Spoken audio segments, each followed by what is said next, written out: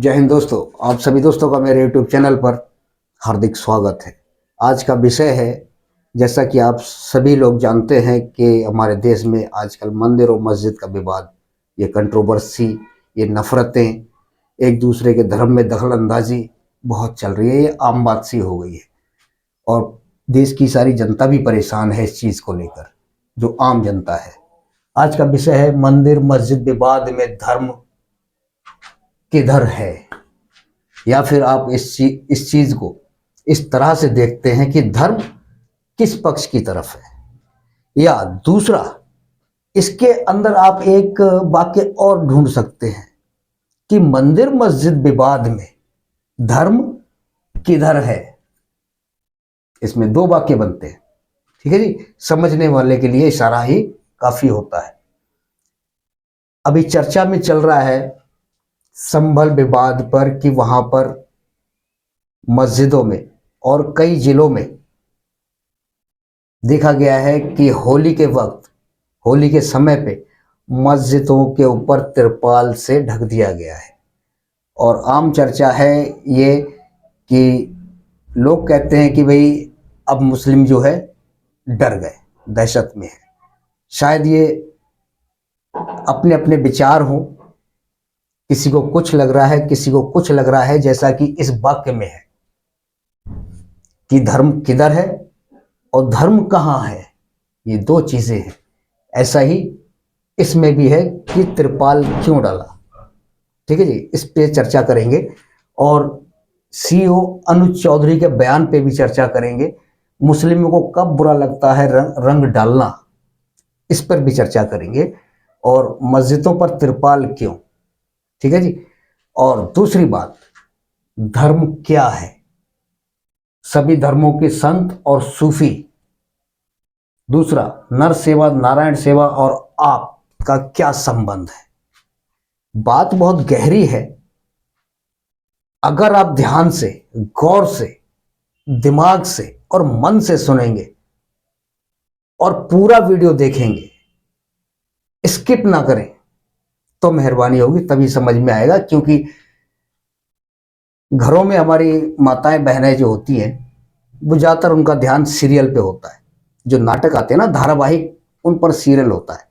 हम लोग कभी भी देखते हैं इन सीरियलों को तो एक या दो कड़ी देख लेते हैं, वो पूरी हमें स्क्रिप्ट, वो पूरी कहानी समझ में नहीं आती है।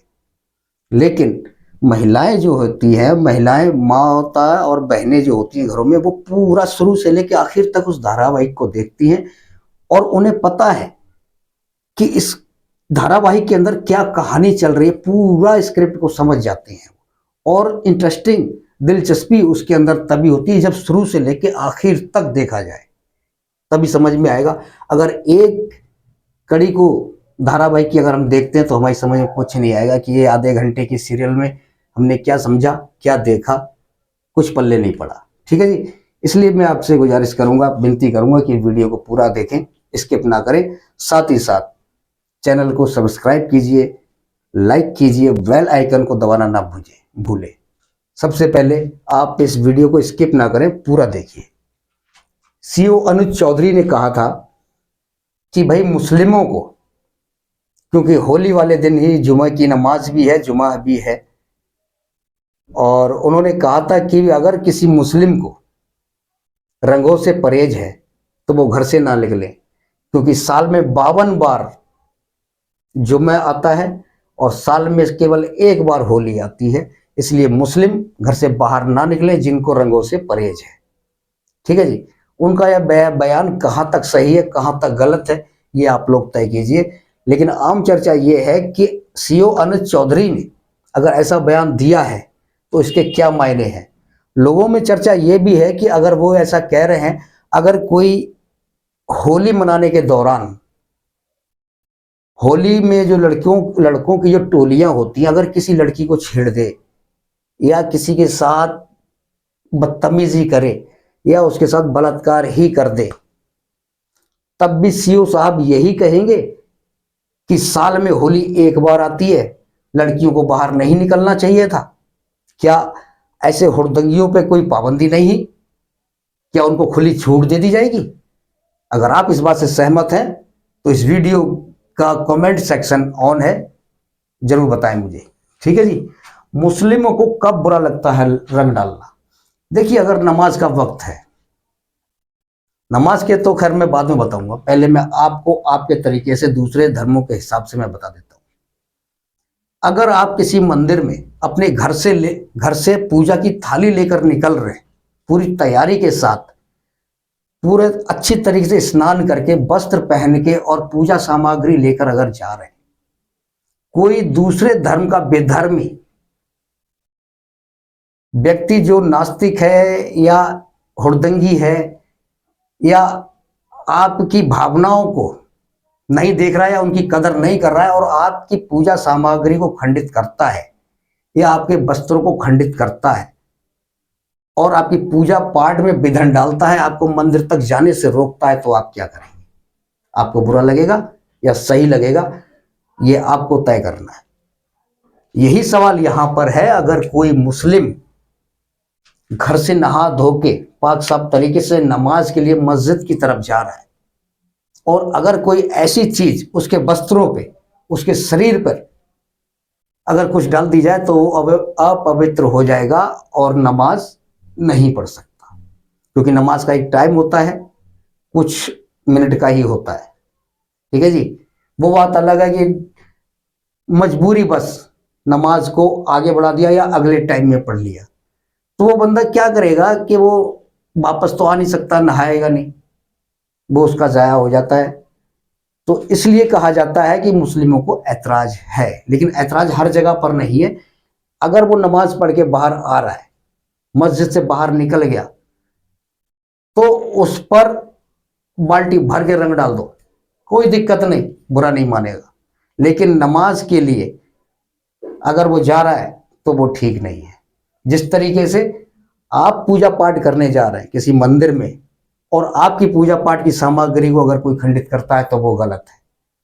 ये दोनों चीजें समान रूप से एक ही है, समझने की कोशिश कीजिए। ठीक है जी। दूसरा, मस्जिदों पे तिरपाल क्यों? इसका भी वही रीजन है कि धार्मिक स्थलों पर कोई अपवित्र चीज ठीक नहीं होती। रंगों का क्या है,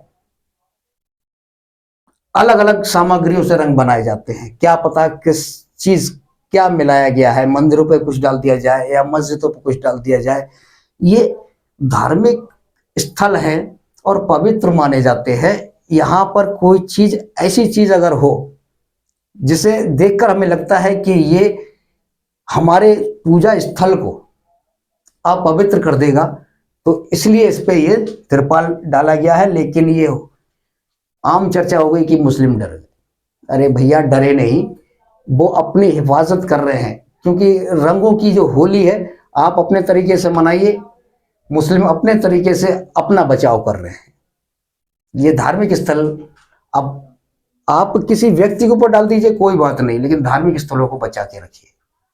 ये काफी विवाद कई वर्षों से चल रहा है, सोशल मीडिया पे भी मैं बयान देख रहा हूं लोगों को ये सब चीजें अच्छी नहीं लग रही हैं। वो ये कह रहे हैं कि हमारे देश की पूरे संसार में थू थू हो रही है, बदनामी हो रही है कि आज दो त्योहार एक ही दिन पे हो गए और ऐसी कंट्रोवर्सी पैदा हो गई है कि मस्जिदों पे तिरपाल ढकने की नौबत आ गई है। ये संदेश कहां पूरे संसार में फैल गया है कि भारत में, इंडिया में ये चल क्या रहा है, थू थू हो रही है वहां, और किसकी वजह से हो रही है ये सभी जानते हैं। ठीक है जी। लेकिन धर्म क्या है, अब मैं आपको बताता हूं धर्म क्या है। देखिए, धर्म कोई भी हो, किसी भी धर्म का कोई धार्मिक व्यक्ति है, मेरे जैसा नहीं, मतलब आम आदमी नहीं जो केवल धर्म की जो चीजें हैं कभी कभी ही मना ली जाती है, कोई त्योहार मना लिया जाता है, हम लोग ऐसे धार्मिक नहीं है। धार्मिक व्यक्ति वो है जो 100% अपने धर्म के नियमों को पालन करता हो और सांसारिक जीवन से कटा हुआ हो, केवल भक्ति इबादत बस ऊपर वाले की लौ में लगा हुआ, वो धार्मिक व्यक्ति है। लेकिन आपने देखा होगा सभी धर्मों के साधु संत और जो सूफी है, किसी एक धर्म की बात नहीं कर रहा हूं मैं, बौद्ध धर्म ले लीजिए, मुस्लिम ले लीजिए, हिंदू धर्म के ले लीजिए, सिखों के ले लीजिए, किसी भी धर्म के आप ले लीजिए, जो धार्मिक व्यक्ति है, जो संसार की गतिविधियों को जिसने त्याग दिया है, संसारिक जीवन को जिसने त्याग दिया है, वो केवल भक्ति में लीन है, ऐसे व्यक्तियों में एक ऐसी शक्ति पैदा हो जाती है कि वो बंद आंखों से क्या कुछ भी करना चाहे वो कर सकता है। कुछ भी ऐसी ऐसी शक्तियां परमात्मा उनको दे देता है कि ये मेरा चाहने वाला बंदा है, केवल यही। बाकी जो संसार में है, जो ग्रस्त जीवन में जी रहे हैं, वो तो हजारों पाप करते हैं,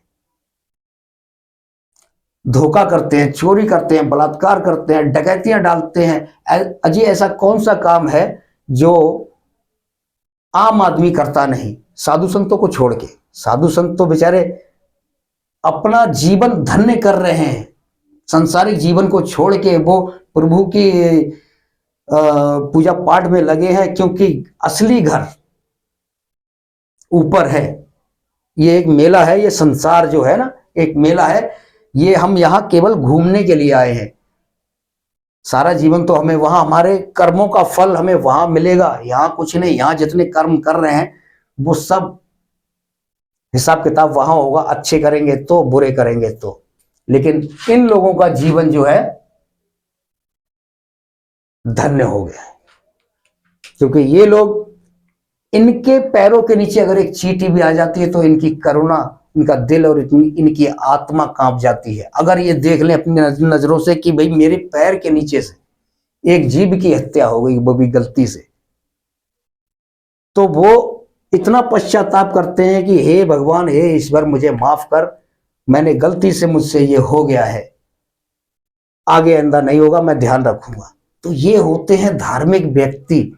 और कुछ धार्मिक व्यक्ति ऐसे होते हैं कि धर्म का चोला ओढ़ के राजनीति में आ जाते हैं और देश का, समाज का, धर्म का सत्यानाश कर देते हैं। सॉरी, मेरा पेन गिर गया है, माफ कीजिए।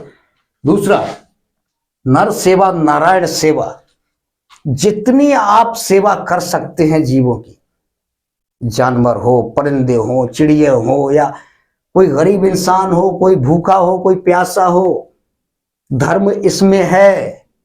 मंदिर और मस्जिद, चर्च और गुरुद्वारों में नहीं है। जब सृष्टि के निर्माता ने इन संतों में जो शक्ति दी है, इन संतों के अंदर कोई भेदभाव किए बिना इनको शक्ति दी, इन्होंने, परमात्मा ने जब इनको नहीं बांटा, तो इंसान क्यों बांट रहा है इन मंदिर और मस्जिदों में? ये समझ से परे है, इनका रास्ता अलग है, ये आप ध्यान कर लीजिए। इनका रास्ता अलग है मंदिर और मस्जिद करने वालों का, और इनका रास्ता, किसी भी धर्म का कोई भी धार्मिक व्यक्ति हो, ये एक ही रास्ते पे जाएंगे और अच्छी उपाधि पे पहुंचेंगे। और जो यहां जो कर रहे हैं मंदिर और मस्जिद, इनके लिए तो पता नहीं कौन सी जगह मिलेगी, मेरी भी समझ में नहीं आ रहा है।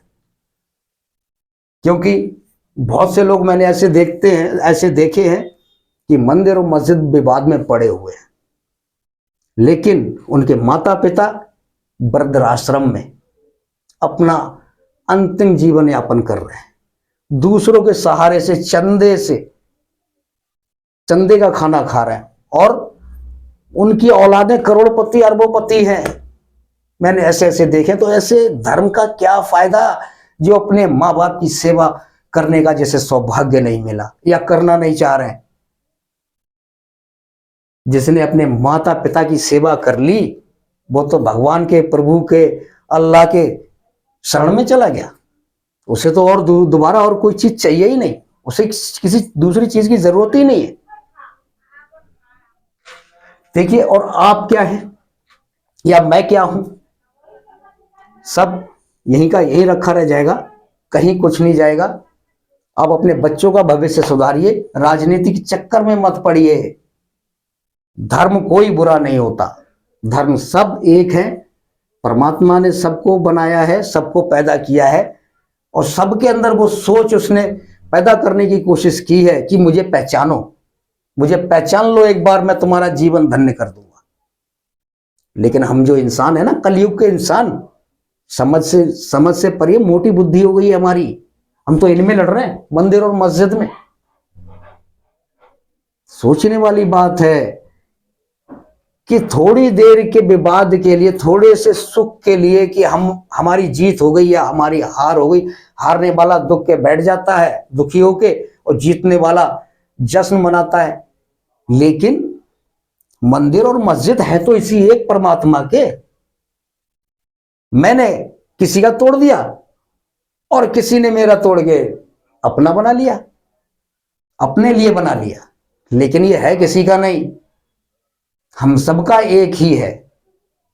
जिसे समझना है वो समझ जाए, जिसे नहीं समझना है उनका जीवन और स्वर्ग सब बर्बाद, कुछ नहीं मिलने वाला इन चीजों में। नर सेवा नारायण सेवा कर लीजिए, यही जीवन है। राजनीति चक्कर में मत पड़िए, क्योंकि राजनीति आपके बच्चों को दंगाई बना रही है, नफरत घोल रही है, जहर घोल रही है। कहते हैं हिंदू और मुस्लिम लोग थूकते हैं, मुस्लिमों का झूठा नहीं खाना है, मुस्लिमों के साथ व्यापार नहीं करना है ना, मुस्लिमों की दुकानें इधर नहीं जाएंगी या हिंदू की दुकानें नहीं जाएंगी, या मुस्लिम कहते हैं कि भाई हिंदुओं से व्यापार नहीं करना है। ईद के टाइम पे मुस्लिम अगर कोई खरीद रहा है तो मुस्लिम दुकानदार से ही सामान खरीदे। ये चीजें ठीक नहीं है, ये आपके बच्चों का भविष्य है। और सबसे बड़ी बात ये कि जिस हवा के अंदर हम सांस ले रहे हैं उसी में सभी मानव जाति और जीव जंतु सांस ले रहे हैं। क्या सांस वो पलट के हम नहीं ले रहे? जिसमें हिंदू भाई सांस छोड़ रहा है उसे हम ले रहे हैं, जिसे हम छोड़ रहे हैं वो उसे उधर दूसरे धर्म के लोग सांस ले रहे हैं। इससे कैसे बचेंगे आप? इससे बच के दिखा सकते हो तो दिखा दीजिए। ठीक है जी, कहना तो बहुत कुछ था मुझे, लेकिन वीडियो थोड़ा लंबा हो जाएगा क्योंकि मैं एक बहुत करुणा वाला आदमी हूं। मुझे इन मंदिर मस्जिद के विवाद में नहीं पड़ना। मैं नर सेवा नारायण सेवा में विश्वास करता हूं। मेरे घर पे चिड़िया, कबूतर, हजारों तरीके, सैकड़ों तरीके के परिंदे आते हैं और उनको मैं खाना डालता हूं, पानी रखता हूं, हमेशा से मेरे बचपन की आदत है। और अगर मेरे पैर के नीचे अगर कोई चींटी आ जाती है तो मुझे बहुत दुख होता है। तो ये धर्म है। और अधर्म क्या है? जो व्यक्ति अपने माता पिता को वृद्ध अवस्था में वृद्धाश्रम में छोड़ देता है वो अधर्म है। बिना किसी वजह के किसी का दिल दुखाए, किसी की संपत्ति को लूट ले, किसी के साथ मारपीट करे, वो अधर्म है। किसी का नाजायज कब्जा कर ले किसी की संपत्ति पर, किसी के साथ मारपीट करे, किसी का कत्ल करे, कोई ऐसा पाप जो देश के संविधान के भी खिलाफ है और इंसानियत के भी खिलाफ है, जो कार्य है वो अधर्म है। ठीक है जी, आज के लिए इतना ही। अगले फिर किसी वीडियो में आपके साथ फिर हाजिर रहूंगा। तब तक के लिए जय हिंद।